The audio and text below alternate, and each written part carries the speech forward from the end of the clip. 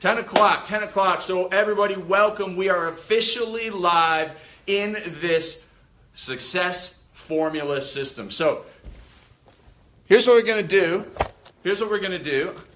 We're going to talk about the perfect day formula. We're going to talk about the 3C formula. We are going to talk about the 5 rocks that you need in your life. And we are going to talk about the 5 rules for a perfect morning routine. That's actually, it was better before. Yeah, just down and flat. Perfect. Just like that. We're all good. You don't want to see the MacGyvering we got going on here, but we have it perfectly set up so that we're going to go through and teach you those success formulas over the course of the day. So you might be thinking, if you haven't read my book, Craig, what the heck is the perfect day formula? Well, listen, the perfect day formula is not where you sit around in a hammock and you drink margaritas all day. That's the Margarita Day formula, which was my other book, and it's really, really good, really important, but it's not what we're going to talk about today. Today we're going to talk about how you can become more successful in every area of your life using the perfect day formula and the formulas within the formula that help you make you more successful. But first, let me tell you a little bit more about myself, a little bit more about my business, Early to Rise, and what you are going to learn today. So for me, I have been in the Early to Rise world since 2011, but it's been around since longer than that. So Early to Rise was a website that was started in 2000 by my mentor, Mark Ford, and I bought it from Mark Ford in 2011, and there's an amazing story that goes with that I'll tell you near the end of today's presentation. But first, a little bit more about me. I started off in the fitness world. You may have heard of my fitness program, Turbulence Training. It's something that I spent a lot of time on. I spent over a decade sharing it with the world and helping 10 million people get amazing results around the world. Just let me know, have you ever used Turbulence Training? I'd love to hear what kind of results that you got. So just tell me where you used it, whether you're using it in your garage gym, whether you're using the bodyweight workouts all around the world, whether you were taking Turbulence Training to the gym and showing all the other people there. I'd love to hear how you use Turbulence Training. So that's what I did for a long time, and I had some great success with it. Unfortunately, I also had a lot of struggles with it that I'm going to talk about today before we get to the 3C formula. So I need to tell you my story. Now, you might not be able to see the slides perfectly, but we're going to go through them here. We're going to talk about how you probably can't see this one at all, but what it says is how to make 2017 into your best year ever. Now, it all starts with the 3C formula, the 5 rules for your morning ritual, and then the 5 pillars for getting exactly what you want in life so that you can have a perfect day. That's what we're talking about here. But more importantly, I want to show you this guy, and I'm sure you can kind of see that picture. It's me in 2005. And it's right before I had my anxiety attacks. So this is what it looks like when you're about to have anxiety attacks. I was a young man. I was really fortunate. I had everything going for me. And because of that, I suffered from what I call the paradox of freedom. I had too much freedom in my life. Just like rock stars and movie stars. You might have heard about Johnny Depp. Johnny Depp has done some amazing things with his money. And by amazing, I mean absolutely bad. So one thing that he does is he spends $30,000 a month on wine, which I can understand. I mean, I guess if you're really into wine, you're buying some high-end bottles. I mean, that might only be like 5 or 6 bottles a month. Of course, that's way too much money. But listen, you know what else he did? He spent over $2 million to shoot Hunter S. Thompson, the author's ashes, into orbit. Because Hunter S. Thompson wanted an explosive funeral. Isn't that crazy? That's the paradox of freedom, when you have nobody around you saying, hey, listen, you can't do that. You can't do that. So have you ever suffered from the paradox of freedom where you just don't have any rules in your life? Maybe you did as a college student and you'd wake up late and you drink too much at night and then you kind of be like, oh, where did the last 3 months go? Well, that's what was happening to me. With Turbulence Training, the success of the program online allowed me to quit my job as a personal trainer. And so I went from working set hours to working every waking hour of the day. And it really led to having me giving me a lot of stress and anxiety. So if you're an entrepreneur, you probably know that feeling. Have you ever felt like that where you have too much freedom and you're working too much, and then your spouse or your boyfriend or your girlfriend, they say, listen, you're working too much. I thought you wanted to have your own business so that you could control your hours and all you do is work. If you've ever felt like that, you're not alone. So, let me know what you're thinking. If you have questions, please ask your questions along the way here, because we're going to do Q&A sessions at the end of each of the 3 segments. So what I had was the paradox of freedom, and the paradox of freedom brought me crippling anxiety attacks. I was working too much, I was going out too late at night, and the 2 of them combined, they actually sent me to the emergency room twice at the age of 30, looking like this guy, because I had too much freedom, and then I had the anxiety attacks. So what happened next? Well, then I had to go and put more structure into my life. And you might be thinking, I don't want more structure in my life. I don't want more rules and systems. But I'm telling you what, if you have an iPhone, you are looking at something that has powerful rules in place. Even if you have a 7-year-old BlackBerry like me, it still has a powerful operating system. And that powerful operating system allows it to do amazing things. So the more structure your laptop, your MacBook, your iPhone, all of those things have, the more successful they are going to be, the more they're going to allow it to operate amazingly. So that's what we need to understand. Now, the next thing I want to share with you is once I had that structure in place, I was able to overcome the anxiety. But I also had to do a bunch of other things. So after I went to the hospital, I realized I need to improve my health. I need to put in place the 5 pillars, the 5 rocks of success. And I'm going to teach you about those at the end of this session in a way that you've never heard them explained before. But I also went and did a whole bunch of stuff I didn't like to do. I went and did yoga, meditation, qigong, all of these things because I knew that they would help reduce my stress. And one of the funny things is I had to learn how to breathe properly. So here I was 30 years old, look at me, I'm like a professional breather, man. I'm going to go pro at breathing. I've been doing this for 30 years. And you know what? I was doing it all wrong. I was doing it all wrong. It actually made me more stressed out.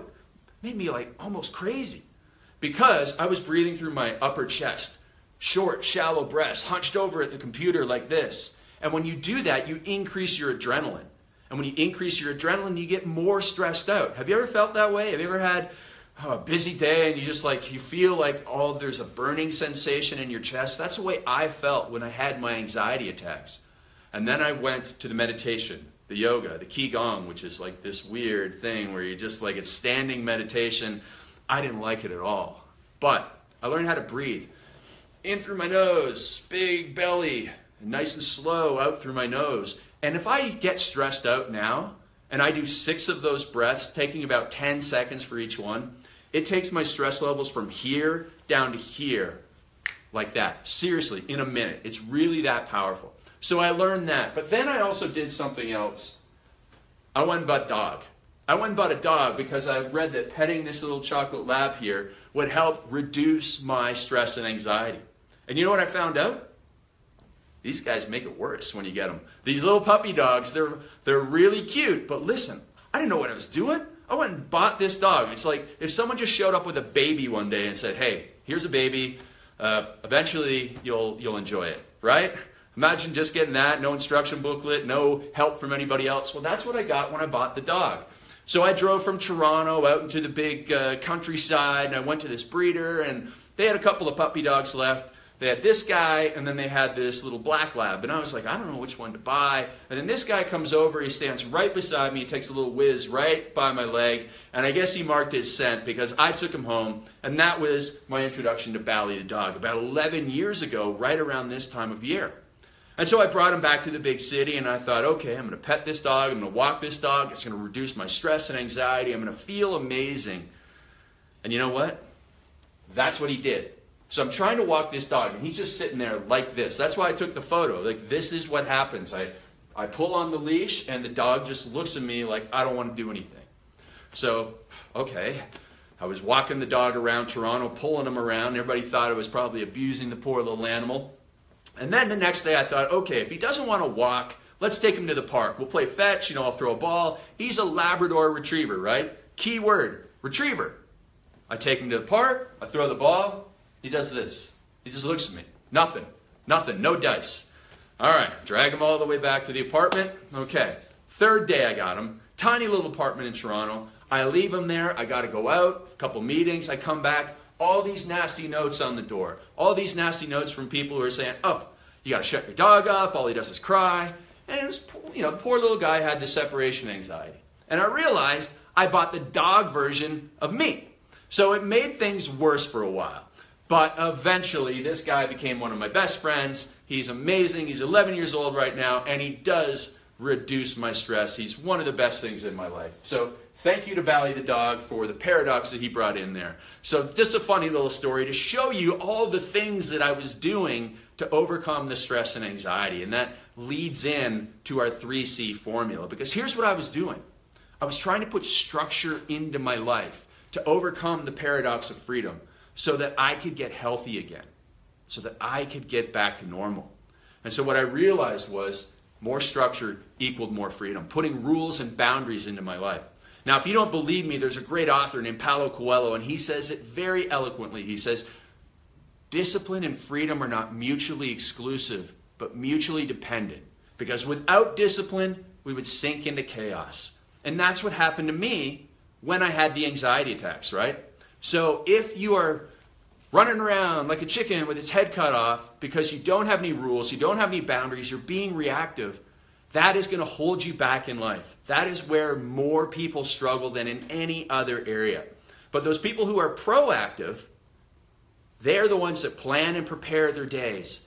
They know how to go from busy day at work to busy home life, no problem, without too much stress because they planned ahead.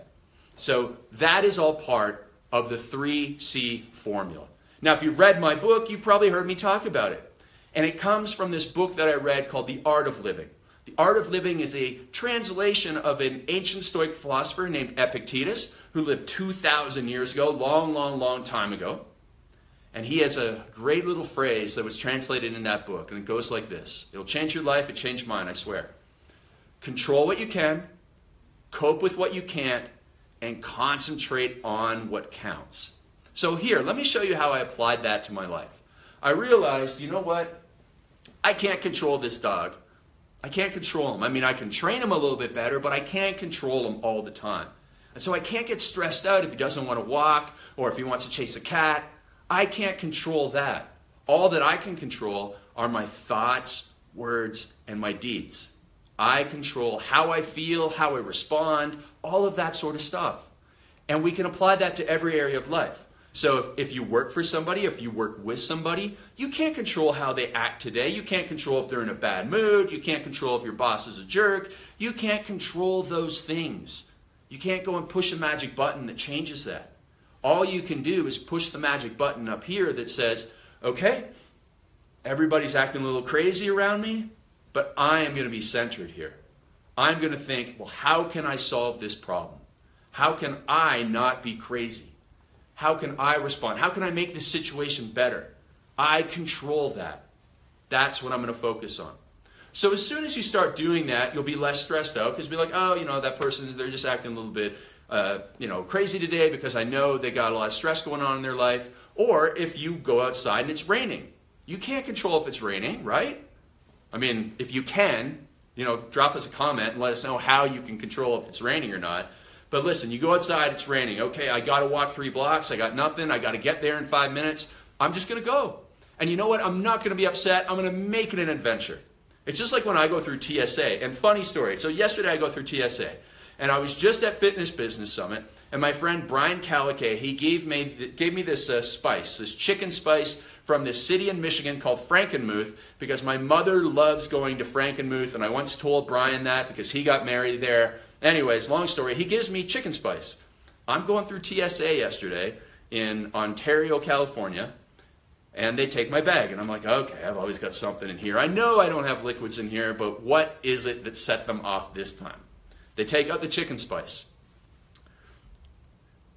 They test it as an explosive. Chicken spice. They open it up, they peel back the wrapper, they pour it out, they have 2 chemicals, and they put droplets of the chemicals on the chicken spice. And I was muttering things that probably almost got me in trouble with TSA even further, but I mean, I guess they were doing their job, but it was freaking chicken spice, right? And so I should have controlled myself better, but I did control myself. I can't control that they're doing this. I can't stop them. That's TSA's job, I suppose. So you can only control how you respond. So I could have done better, but I did okay. I didn't get thrown in jail. I didn't get secondary testing or anything. They gave me the chicken spice back, and I'll take it home. And you know, I got one more. No, I should have 3 more flights before I get home, and be able to go and have dinner over at my mother's one night. So we'll see how many times I get pulled aside for explosive chicken spice, and I blame it on Brian Calicay. So, anyways, I control what I can. Now I cope with what I can't control. That's the second part of the phrase. Well, listen, I can't control that they're doing this, so I'm just going to cope with it. I'm going to breathe. I'm going to relax. And here's how we cope with what we can't control in real life. We're going to look at a lot of these situations where, again, the boss is angry. There's a whole bunch of emergencies at work. What we need to do is, in order to help ourselves control with that or cope with that, is to plan in advance. So I want you to sit down, make a note, because you're not going to do it right now, but over the weekend, I want you to look ahead to next week. And I want you to think about, okay, here are all the things that are going to go wrong next week. I know on Tuesday I got that big meeting, and then I have to take the kids to soccer, piano, and some other thing. And it's going to be 7 straight hours. I'm not going to get anywhere near healthy food, but I'm trying to stay energetic and lose some weight. What the heck am I going to do to overcome that? Well, I'm going to cope with what I can't control by planning in advance. So I'm going to control what I can, but there's going to be situations where I can't control, and I'm going to have to, I can't get out of those meetings, I can't control that, I can't get out of the practices, I have to go to that, so I'm going to cope with it by planning ahead. So come up with 2 solutions for every obstacle, and that's how you have way less stress in your life. Now the third thing that you're going to do, the third C, is you're going to concentrate on what counts. So we have so much structure in the day, right, so that we have more freedom at night. You work really hard, you don't waste any time from 9 to 5 so that you can leave on time and sit there and think, you know what, I got a ton of work done today, I accomplished so much, I'm able to go home, able to leave on time because I controlled my day. Now I can go home and concentrate on what counts. That's why we work so hard and we're so disciplined during the day, so we have true freedom at night. That's what this is all about. It's not about being a robot, it's about being proactive, so that you concentrate on what really matters in life.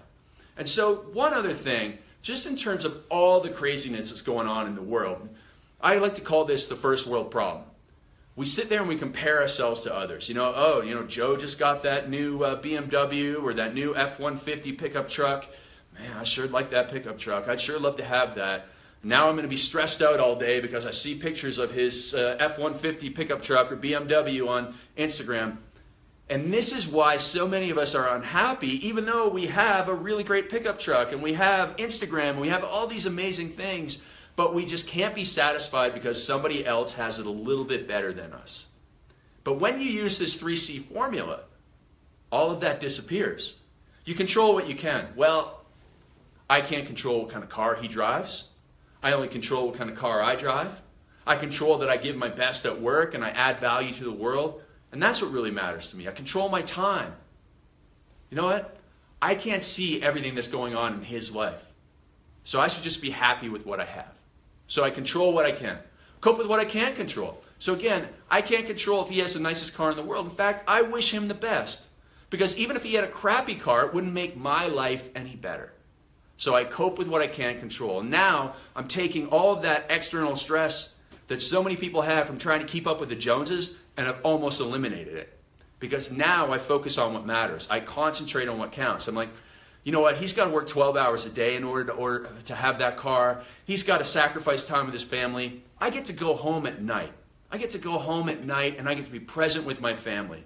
So you know what? If I concentrate on what counts here, I have a really good idea of what matters. Isn't that amazing?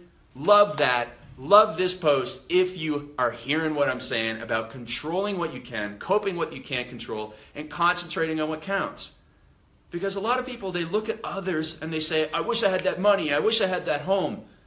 But then you see, like, we're talking about celebrities most of the time. Their personal lives are in chaos. And if you flip the switch, you flip the script, you look at your life, great family life. Yeah, you don't have $10 million in the bank. That's okay, because you have a great family. You're concentrating on what counts. So what we want to do here is we want to make you as successful as possible, but we also want to make you enjoy your life. Live a virtuous life. Have a life well lived. So if you have any questions about the 3C formula, now's a good time to ask them, because I think we're going to take a little break. I've talked a lot here, so I want to open it up to you guys. And I need to actually take my jacket off because it's kind of warm here. I'm going to roll up my sleeves for the next one too. So if you have questions about the 3C formula, like how would I deal with XYZ in this situation, just let me know. Or if you've read the book, The Perfect Day Formula, and the 3 C's have helped you, again, drop me a note there. We just want to hear from you now. We'll take your questions. So hopefully our team will bring in some questions. We got them coming in here. I'm going to get more relaxed. Whew. It is hot in the Early to Rise office in Denver today. Grab a little water, and listen, I have a very common question. So if you guys aren't asking your questions, if you're not speaking up, come on, let's speak up, but I have one for you anyways. Jala, thank you so much. This is come on in here. So this is Jala, our editor. She sends out our amazing content every day, and she's brought in some questions. So 3C formula, what the heck are the 3 C's? One more time. So first one is control what you can, cope with what you can't control, and concentrate on what counts. That is just so simple, so powerful, so important. Remember, we control our thoughts, words, and deeds. That's where we start. Start every day like that, and that is so important. Now, the next thing that I get a lot of questions on is what happens if your day just goes totally off track?